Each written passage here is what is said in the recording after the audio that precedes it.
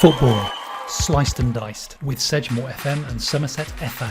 So today we're going to be talking about developing a football club, especially a non-league club with a focus on Taunton Town today. And joining us is Martin. Martin, would you like to do some introductions? We always like our guests to do those. Yeah, my name is Martin Dongsworth. I'm with Taunton Town Football Club. My current title is Matchday Organiser.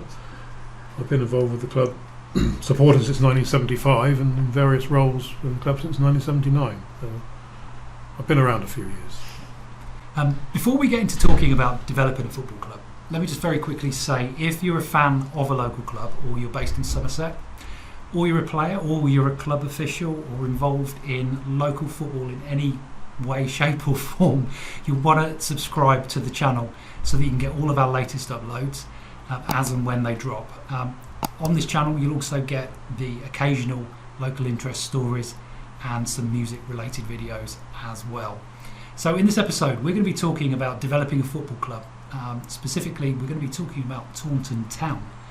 So if you saw our video a few weeks ago, we were looking at the history of Taunton Town and we wanted to bring things right up to date and talk more about what's been going on in recent years. Martin's joined us, and really because Martin, you've been with the club since 1975, you said. Yeah, that's when I started supporting. And we want to find out really more about that. So how have you seen the club evolve over the last 50 years? Well, there's been a lot of work on and off the field. I mean, we were in the Western League back in 1975, and we joined the Southern League in 1977, which we had to resign from in 1983. We weren't really financially ready to go in, so we went back into the Western League. But then in the early 2000s, we were doing well in that, and so we went back into the Southern League in 2002, and a couple of years ago we were fortunate enough to be promoted into the National League South, which is the second tier of non-league football, so we were very pleased with that. And the clubs continue to stay in that league, because obviously when clubs get promoted it's hard sometimes for them to maintain that level, and they often will drop back, but Taunton have managed to maintain that level, and actually this season having a really good season.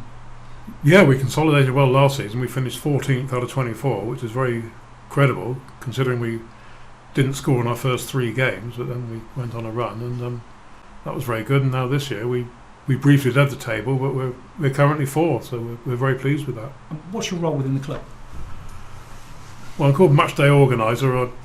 I confirm fixtures with match officials, and that was the referee and assistant and any observer who's coming along, and on match days I fill out the team sheet, and afterwards I send a return to the National League so they know who's played and who scored the goals.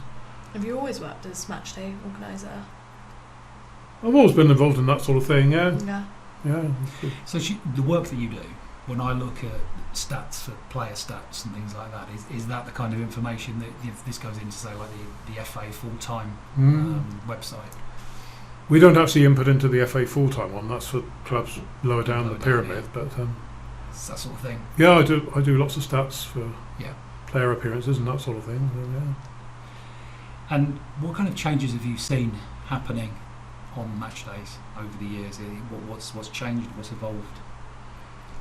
Well, it's just become more professional. In fact, when I started, there were no pre-match warm-ups or anything like that. The players just came out at 5 to 3 and the match stretched their hamstring and just basically got straight. That's right, yeah.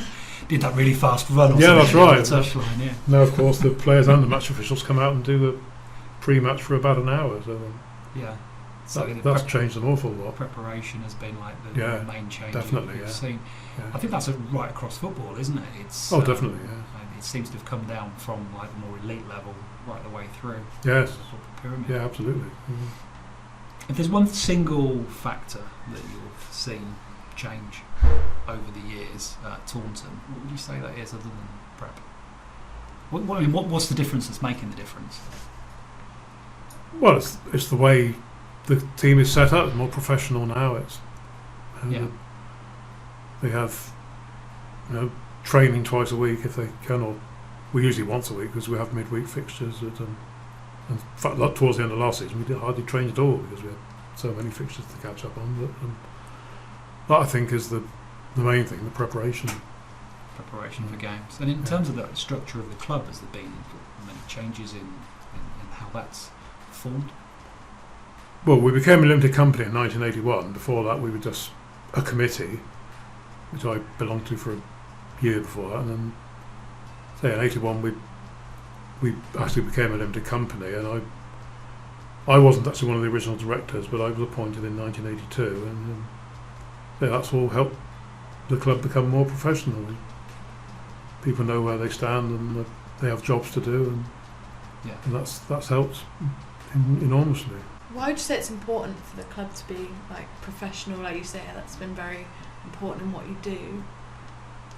Well, it's just say on match days and that sort of thing. I mean, we've got to get our preparation right. We've got to arrive at a ground at a certain time before kick-off. Do you think it changes how players like view the game and like prepare themselves for games? Yeah, that's right. Well, another thing which has changed a lot with the players is diet. I mean, years ago it was burger and chips. Now it's lots of pasta and more healthy food. Yeah. I think it's interesting as you saying about the preparation players take in terms of getting ready for a game on a Saturday afternoon, but then also that thought about diet as well. It's not one of those things that they can choose to do or not to do. But I guess at the end of the day, is do they want to play for Taunton Town on a Saturday afternoon, and how far do they want to go in order to make that happen? Yeah, all the players have bought into it. It's very good. Yeah, I mean, they're all they eat very sensibly. We stop at the services. They'll buy the healthy stuff. They won't buy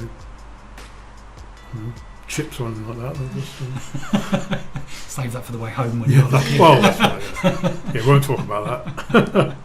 Martin, thank you for coming in and joining us. If you've enjoyed this episode, please subscribe to the channel. And if you want to get extra content and support the channel, then check out the Patreon link in the description.